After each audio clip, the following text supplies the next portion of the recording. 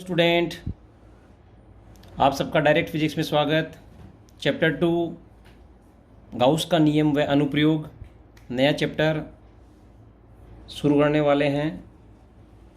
इस चैप्टर का पहला टॉपिक विद्युत फ्लक्स, जिसको इंग्लिश में हम बोलते हैं इलेक्ट्रिक फ्लक्स। इसको फाई ई से डिनोट करते हैं। फाई के नीचे थोड़ा कैपिटल ई विद्युत क्षेत्र से रिलेटेड है, इसलिए फाई ई से डिनोट करेंगे। विद्युत फ्लक्स क्या होता है? किसी क्षेत्रफल से लंबवत गुजरने वाली कुल विद्युत क्षेत्र रेखाओं की संख्या को विद्युत फ्लक्स कहते हैं, जिसको फाई ई से लिखते हैं। कोई एरिया अपने पास है, उस एरिया डी ए में से लंबवत निकलने वाली क्षेत्र रेखाओं की संख्या के लिए हम एक क्षेत्रफल सदिश डी ए का और एक विद्युत क्षेत्र सदिश ई की डायरेक्शन को यहाँ इस चित्रानुसार प्रदर्शित करते हैं।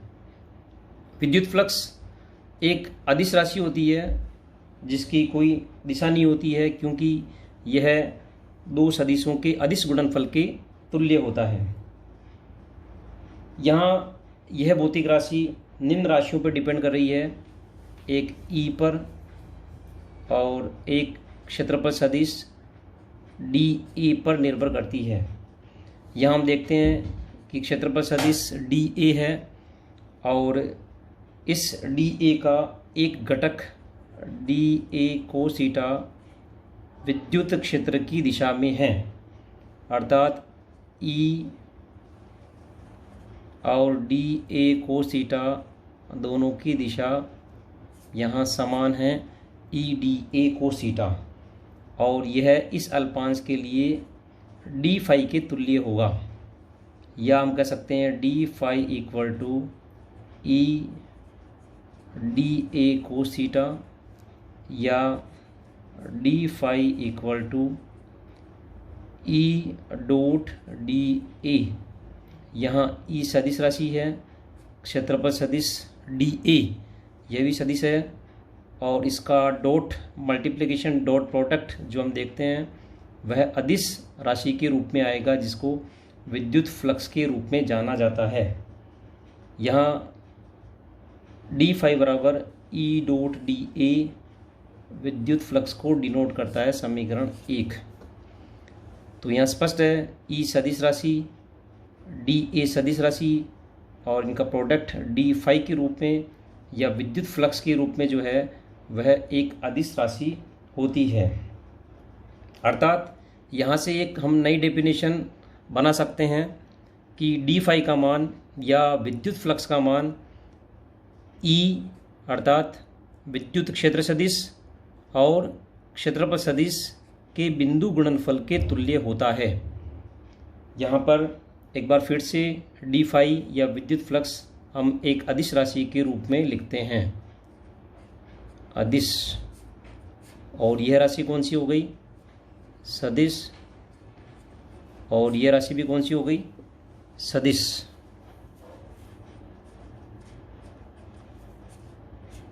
अर्थात यहाँ विद्युत फ्लक्स की विमा बनाने के लिए हम कह सकते हैं कि डी फाई इक्वल टू ई बराबर हम जानते हैं एफ अपॉन क्या होता है?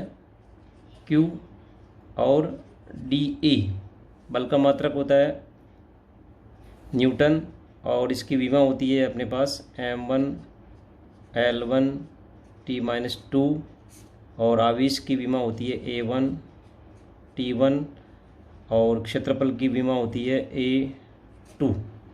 अर्थात यहाँ से m1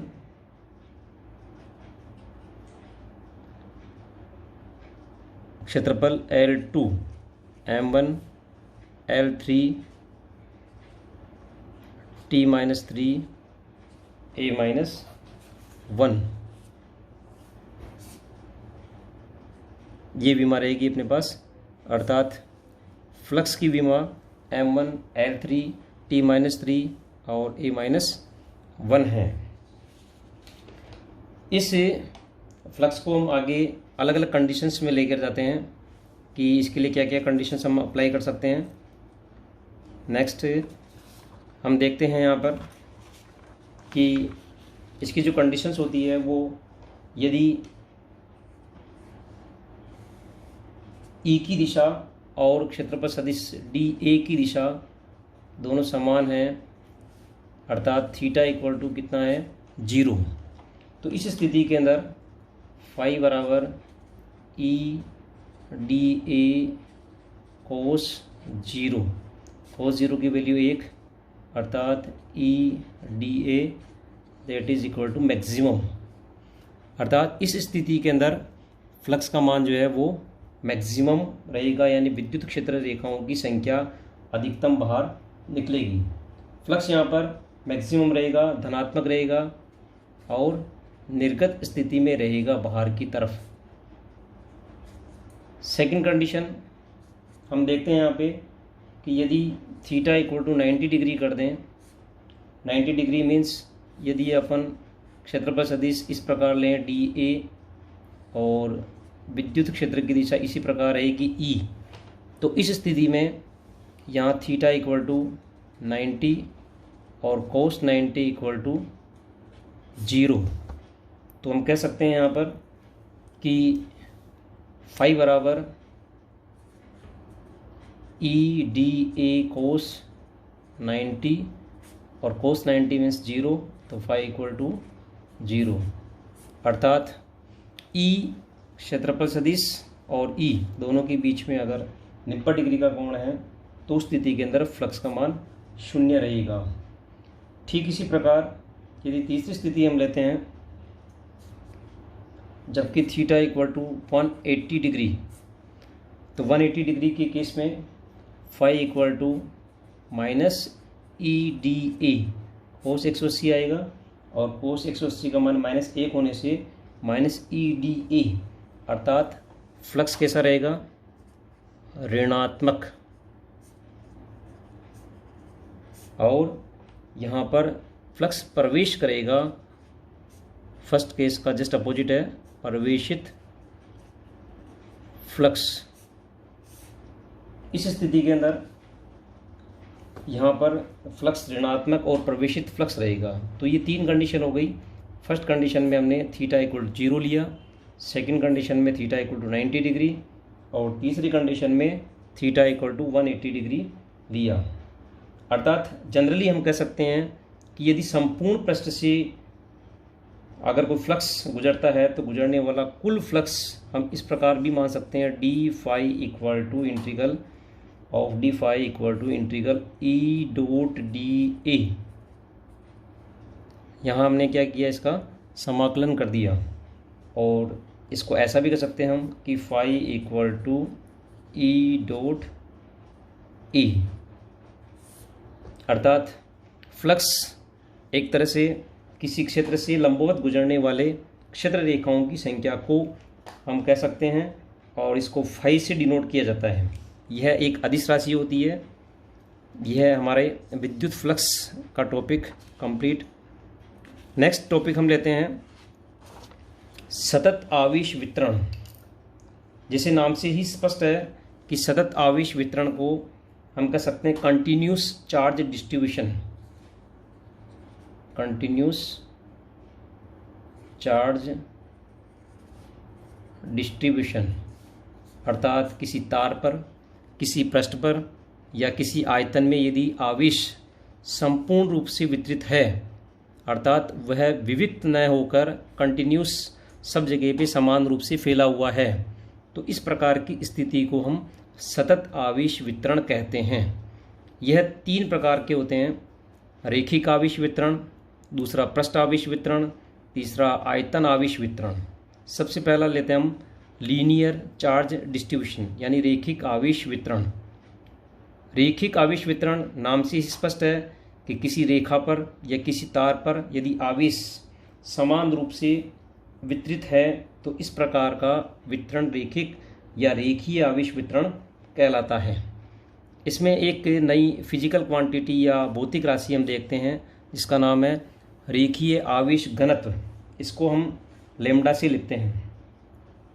किससे लिखेंगे? लैम्डा से। यहाँ एक फॉर्मूला है, हमें याद रखना है, लैम्डा बराबर Q/L। अर्थात हम कह सकते हैं कि प्रति एकांक लंबाई आवेश की मात्रा, जैसे यहाँ हम एक लंबाई समान रूप से यहाँ पे आवेश फैला हुआ है, प्लस आवेश जैसे हम मान लेते हैं, और यहाँ हम एक अल्पांश ले लेते हैं dl, और इस dl अल्पांश पर माना कि एक आवेश है dq, जिसकी हम कल्पना करते हैं। तो यहाँ हम कह सकते हैं कि प्रति एकांक लंबाई आवेश की मात्रा को रेखीय आवेश घनत्व कहते हैं, अर्थात लैम्डा बराबर Q/L, या अगर dl अल्पांश की बात करें तो dl अल्पांश के लिए हम कह सकते हैं dQ/dl। अतः लैम्डा इक्वल टू dQ/dl या dQ equal to lambda into dl, इस प्रकार की स्थिति हो सकती है। यहाँ हम देखते हैं कि लैम्डा का मात्रक या रेखीय आवेश घनत्व का मात्रक क्या हो रहा है, कूलाम प्रति मीटर। इसका विमीय सूत्र कूलाम का है A1T1। कूलाम या आवेश का विमीय सूत्र हम जानते हैं A1T1, और मीटर का हो गया L1, ये ऊपर जाएगा तो L-1, तो A1T1 L-1 हो जाएगा।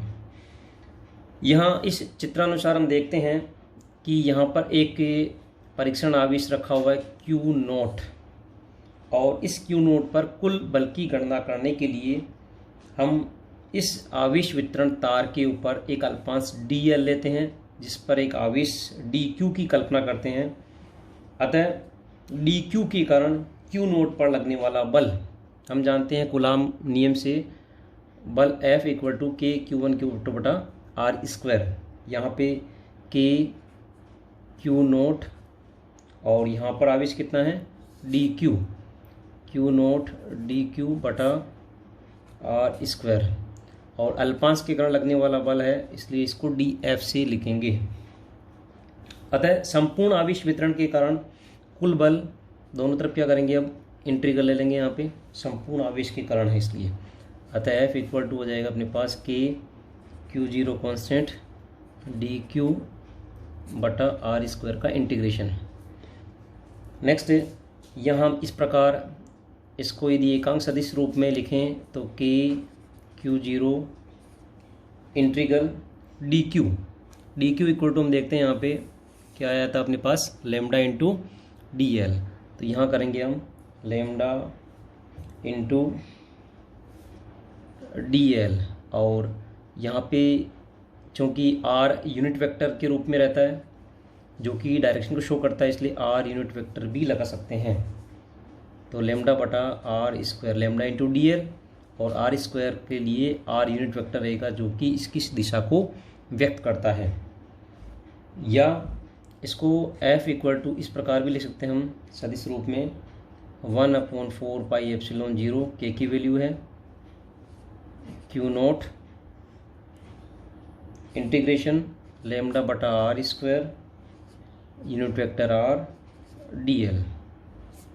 तो इस प्रकार इस Q0 पर लगने वाला बल 1/4πε0 या ε0 Q0 λ/r² unit vector r dl के रूप में हमें प्राप्त होता है। नेक्स्ट हम लेते हैं ठीक इसी प्रकार सतत आवेश वितरण के दूसरे प्रकार में हम पढ़ते हैं पृष्ठ आवेश वितरण। जैसा नाम से स्पष्ट है कि किसी पृष्ठ पर यदि आवेश समान रूप से वितरित है तो इस प्रकार का आवेश वितरण सरफेस चार्ज डिस्ट्रीब्यूशन या पृष्ठ आवेश वितरण कहलाता है। यहाँ भी एक नई परिभाषा हम पढ़ते हैं, उसका नाम है पृष्ठ आवेश घनत्व। पृष्ठ आवेश घनत्व, पृष्ठ आवेश घनत्व। देखिए यहाँ पे पृष्ठ आवेश घनत्व को हम लिखते हैं सिग्मा से। सिग्मा इक्वल टू अपने पास हो जाएगा वापस Q/E, और इसको यदि अल्पांश के रूप में लिखें तो dQ/dA भी हम लिख सकते हैं। तो यहाँ पर फिर से एक नया मात्रक क्रिएट होगा। इसका मात्रक क्या बनेगा? कूलाम प्रति मीटर स्क्वायर। यह एक नया मात्रक हो जाएगा, या D Q equal to sigma into D A. अब हम यहाँ एक सरफेस के बारे में चर्चा करते हैं। इस सरफेस में एक अल्पांश है जिसका एरिया कितना है? डी ए, और एक क्यू नोट टेस्ट चार्ज परीक्षण चार्ज है जो यहाँ से r दूरी पर स्थित है। तो इस अल्पांश पर आवेश की अल्प मात्रा हम जानते हैं। ये अल्पांश है जैसे डी ए, इस पे अल्प आवेश कितना है? D Q. D Q equal to कितना है? Sigma into D A. तो इस क्यू नोट पर कुल बल जैसा कि पहले हमने पढ़ा था, ठीक उसी अनुसार यहाँ पे फॉर्मूला आएगा F equal to Q not upon 4 pi epsilon not integration lambda की जगह क्या आ जाएगा यहाँ पे? Sigma r square unit vector r, और dl की जगह पे यहाँ आ जाएगा dA। जैसा कि अभी हमने देखा था कि यहाँ हमारे पास क्या आया था? लेमडा, और यहाँ लेमडा, और यहाँ क्या आया था अपने पास? dl आया था। ठीक इसी प्रकार यहाँ पे लेमडा की जगह पर हम यहाँ सिग्मा लेंगे, और dl की जगह पे यहाँ हम dA लेंगे, एरिया है इसलिए। ठीक इसी प्रकार तीसरा हम आयतन आवेश वितरण के बारे में बात करते हैं कि यदि अपने पास कोई ऑब्जेक्ट है, उस ऑब्जेक्ट में एक पर्टिकुलर हमने एरिया लिया, जैसे क्यूब के रूप में या क्यूबॉइड के रूप में, तो यहाँ इसका एक वॉल्यूम होगा, और यहाँ हम कह सकते हैं कि समान रूप से पूरे आयतन में या पूरे वॉल्यूम में यदि आवेश वितरित है, तो इस प्रकार का आवेश वितरण क्या कहलाएगा? आयतन आवेश वितरण, यानी volume charge distribution in whole the surface. यदि हम यहाँ पे भी एक कल्पना करें आयतन की dV, फिर से हम यहाँ इससे r दूरी पर स्थित Q नोट पर यदि हम बल की गणना करना चाहें तो हम गणना यहाँ पे कर सकते हैं। आयतन आवेश वितरण में भी एक आयतन आवेश घनत्व को हम काम में लेंगे। आयतन आवेश घनत्व जिसको हम लिखते हैं यहाँ पे रो। तो रो इक्वल टू हो जाएगा अपने पास Q बटा V, या डी क्यू बटा डी वी, या D Q equal to rho into D V. अर्थात यहाँ इसका यदि रो का विमीय सूत्र हम देखते हैं तो पहले मात्रक देखते हैं, कूलाम प्रति मीटर क्यूब। यहाँ पे हम देखते हैं कि इसका विमीय सूत्र कितना हो जाएगा? आवेश का A1 T1 और L-3, आयतन का कितना हो जाएगा? L-3।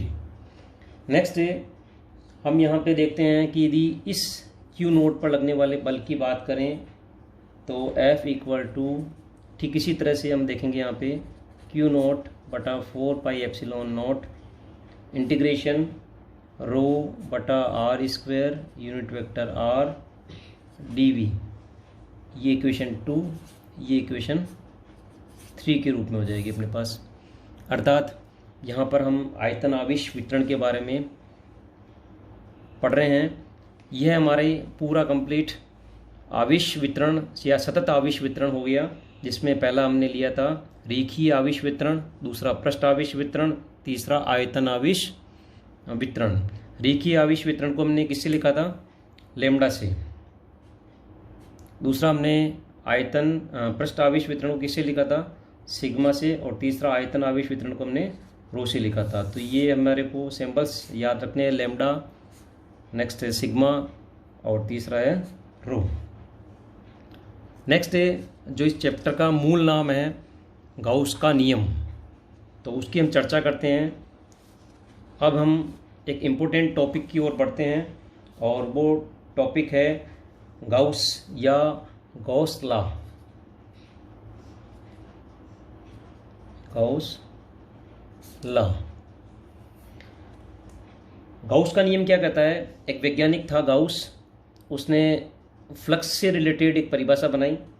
इस नियम के अनुसार किसी बंद पृष्ठ में कोई अपने पास बंद पृष्ठ है, उसमें बहुत सारे आवेश हैं, तो उस बंद पृष्ठ से निर्गत फ्लक्स का मान उस पृष्ठ से परिबद्ध कुल आवेश, यहाँ जैसे हम लेते हैं sigma Q equal to Q1 plus Q2 plus Q3 and Qn up to. तो इस गाउस के नियम से हम कह सकते हैं कि किसी बंद पृष्ठ से निर्गत कुल फ्लक्स का मान उस पृष्ठ से परिबद्ध कुल आवेश कितना है यहाँ पर, सिग्मा क्यू, अर्थात Q1 plus Q2 plus Q3 up to Qn तक, कुल आवेश एवं विद्युतशीलता एप्सिलॉन नॉट, जिसको हमने पहले चैप्टर में पढ़ा हुआ है, एप्सिलॉन नॉट के अनुपात के तुल्य होता है। ये गाउस ने बताया कि phi equal to sigma q बटा epsilon naught. This is important formula for the Gauss law, equation number 1। एक बार फिर से इसकी परिभाषा को देख लेते हैं कि किसी बंद पृष्ठ में से निकलने वाले फ्लक्स का मतलब फाई का मान उस पृष्ठ में बद्ध आवेश जितने भी हैं अर्थात सिग्मा क्यू और निर्वात की विद्युतशीलता एप्सिलॉन नॉट के अनुपात के तुल्य होता है। यहाँ यदि हम इसको 4 पाई से मल्टीपल डिवाइड करें तो 4 पाई सिग्मा क्यू बटा 4 पाई एप्सिलॉन नॉट इस प्रकार कर सकते हैं, और 1/4 पाई एप्सिलॉन नॉट किसके बराबर होता है, के। तो हम कह सकते हैं यहाँ पे 4 पाई और इसको हम लेंगे पूरे को के इक्वल, तो के सिग्मा क्यू, या हम ऐसा भी कर सकते हैं कि फाई इक्वल टू 4 पाई के सिग्मा क्यू के रूप में। This is also Gauss law. तो गाउस लॉ के यहाँ पे 2 फॉर्मूले हो गए, phi equal to sigma Q upon epsilon not, और एक ये भी कह सकते हैं हम कि फाई इक्वल टू 4 पाई के सिग्मा क्यू के रूप में। अब कुछ इससे रिलेटेड महत्वपूर्ण या इम्पोर्टेंट फैक्ट हमारे पास है, उन फैक्ट की हम चर्चा करते हैं। पहला फैक्ट ये है कि गाउस का नियम सदैव बंद पृष्ठ या क्लोज्ड सरफेस के लिए ही लागू होता है, और जिस पृष्ठ की बात करते हैं उस पृष्ठ को हम क्या नाम देंगे यहाँ पर, गाउसीय पृष्ठ। जैसे कोई बिंदु है तो उस बिंदु के चारों ओर जो पृष्ठ होगा वो गाउसीय पृष्ठ कहलाएगा, अगर पॉइंट चार्ज अपने पास है तो। यदि कोई स्फीयर है तो स्फीयर के चारों ओर का चार्ज जहाँ पे अपने को फाइंड आउट करना है विद्युत क्षेत्र की तीव्रता, तो वह पृष्ठ क्या कहलाएगा, गाउसीय पृष्ठ कहलाएगा। अर्थात गाउस का नियम सदैव बंद पृष्ठ के लिए लागू होता है। दूसरा, किसी गाउसीय पृष्ठ से परिबद्ध कुल आवेश यदि धनात्मक है अर्थात sigma Q equal to positive है, तो उस स्थिति के अंदर फ्लक्स हमेशा बाहर निकलेगा यानी निर्गत रहेगा, और सिग्मा क्यू अगर माइनस या नेगेटिव है तो उस स्थिति के अंदर फ्लक्स क्या करेगा, प्रवेशित होगा, या विद्युत क्षेत्र रेखाओं की संख्या अंदर की ओर प्रवेश करेगी। तीसरा केस है सिग्मा क्यू इक्वल टू 0 है, अर्थात किसी प्रकार का कोई नेट चार्ज नहीं है उसमें, तो फाई का मान कितना रहेगा, 0 रहेगा। ये इसका दूसरा इम्पोर्टेंट फैक्ट है। तीसरा ये है कि गाउस का नियम केवल उन्हीं क्षेत्रों के लिए लागू होता है जो कूलाम के व्युत्क्रम वर्ग के नियम की पालना करते हैं। कूलाम का नियम हमने देखा था कि 2 आवेशों के मध्य लगने वाला बल, आकर्षण हो या प्रतिकर्षण, दूरी के वर्ग के व्युत्क्रमानुपाती होता है। अर्थात वे क्षेत्र जहाँ पर इस प्रकार की व्युत्क्रम वर्ग के नियम की पालना हो रही है, उन्हीं क्षेत्रों के लिए ये गाउस का नियम वैलिड रहेगा। तीसरा, फ्लक्स का मान आवेशों की प्रकृति और जिस माध्यम में वो रखे हुए हैं उस माध्यम पर भी वो निर्भर करता है। अर्थात यहाँ पर हम फिर से एक बार स्पष्ट कर सकते हैं कि किसी पृष्ठ से निर्गत फ्लक्स का मान, जैसा कि गाउस के नियम से हमने देखा अभी कि फाई बराबर sigma Q upon epsilon not होता है, और पहले हमने पढ़ा है कि फ्लक्स की परिभाषा होती है फाई बराबर ई डॉट डी ए, तो फाई बराबर ई डॉट डी ए, और फाई बराबर अपने पास हो गया sigma Q upon epsilon naught. इन दोनों को यदि हम मिलाते हैं तो फाई बराबर हो जाएगा अपने पास ई डॉट डी ए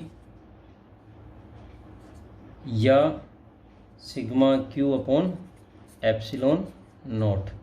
यह एक पूरी परिभाषा हो गई, या इस सूत्र रूप के अंदर इसको अपन याद कर सकते हैं कि फाई इक्वल टू, ये तो फ्लक्स की परिभाषा है ई डॉट डी ए, और ये गाउस का नियम है sigma Q upon epsilon not. दोनों को एक साथ समावेशित कर सकते हैं, और समावेशित करने के बाद में यह गाउस का नियम कहाँ कहाँ यूज आता है, इसकी क्या क्या एप्लीकेशंस है, इसको हम एक नेक्स्ट वीडियो के अंदर देखेंगे।